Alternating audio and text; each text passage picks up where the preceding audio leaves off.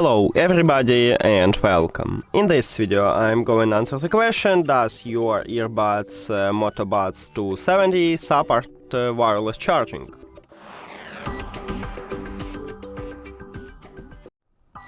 So in front of me I have wireless charging station, and we need to put these earbuds to the charging station to check it. So firstly we have the LED light at the charging station, but the most important that we have it on the front side right here.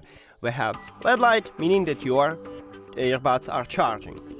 And my answer is yes, these earbuds support wireless charging. But because of this, we can also use reverse wireless charging if your phone have this feature. So go to the settings.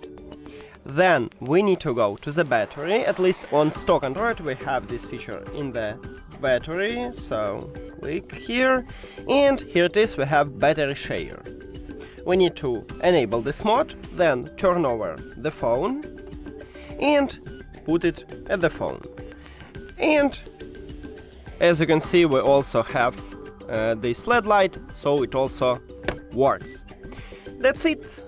Thank you for watching this video. If you found it helpful, please consider subscribing to the channel and leave the like on the video. See you later!